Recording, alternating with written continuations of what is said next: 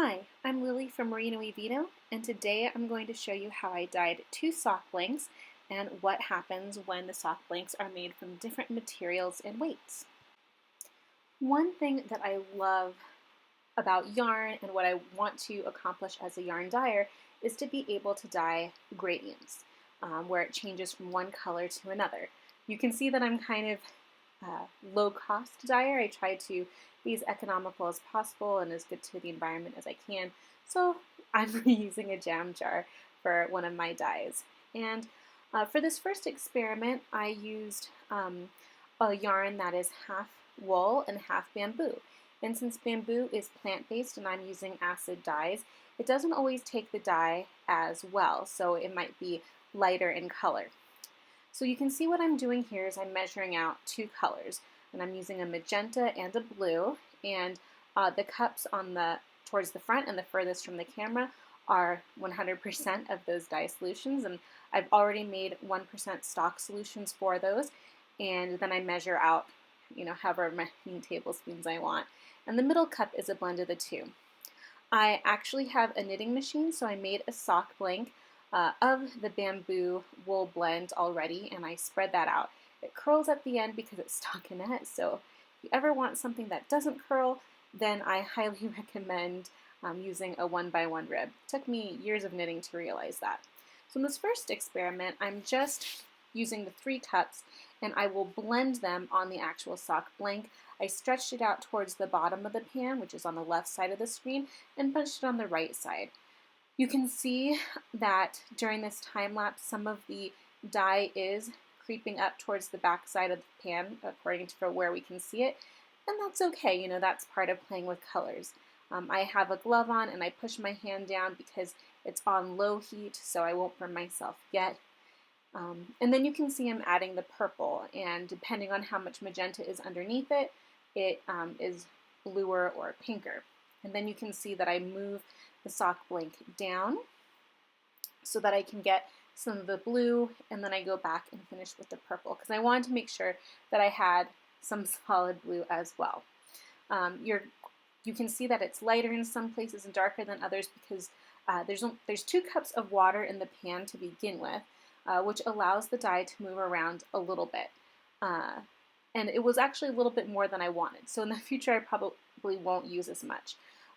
Right now, as I'm waiting for this first sock blank to set, I am starting my second experiment where instead of 3 cups, I use 6 cups. And regardless if it's 3 or 6 cups, I only put 2 cups of water in it, and I divide equally among the 3 or 6. I also add my citric acid mixture to the cups with the dye that I'm going to put in, and then I also sprinkle over the sock blank.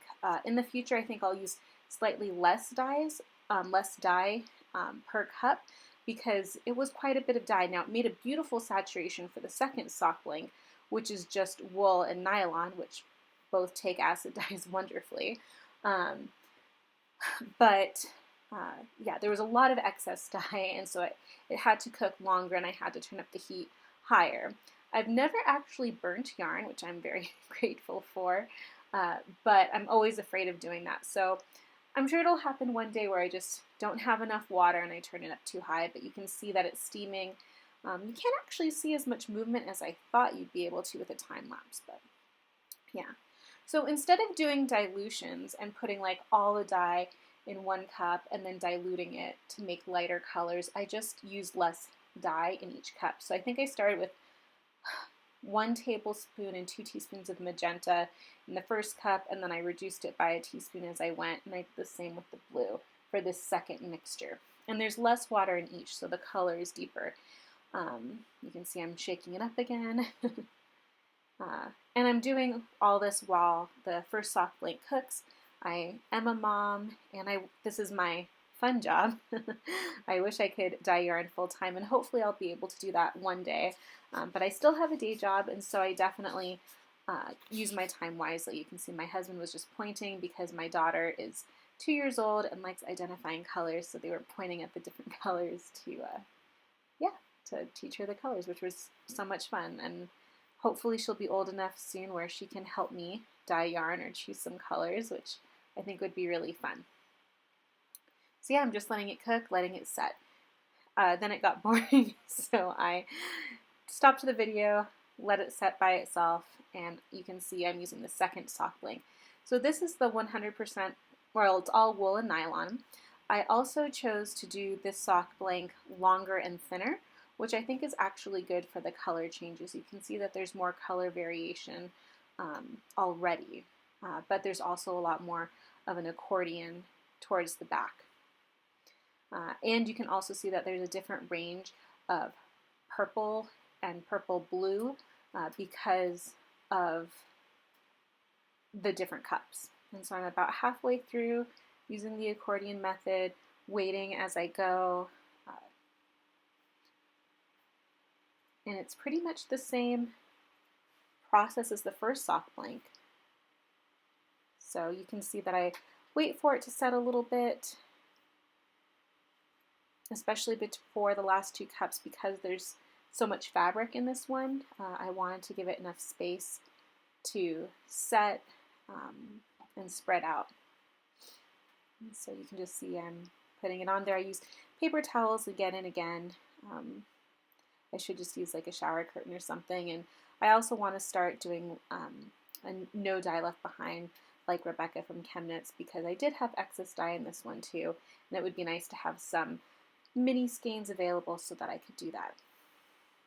And this is the finished sock blank for the bamboo blend. You can see that it is lighter in color, and after I undid the sock blanks, and I did that before rinsing them and letting them dry, you can see that there is some resist. So next time I do this, I plan to either do the sock blank in a lighter gauge or make it, you know, a easier way to knit it, less tight, I suppose.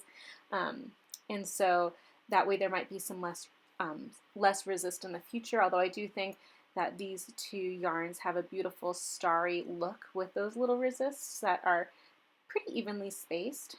But yeah, you can definitely see how using a plant-based fiber with acid dyes affects a yarn versus wool and nylon, which takes the dye in such saturated colors. So yeah, I am not perfect at dye ingredients yet, but I have some other experiments for how I can get there, and I will have videos of those. So I hope you enjoyed this, and thank you for watching.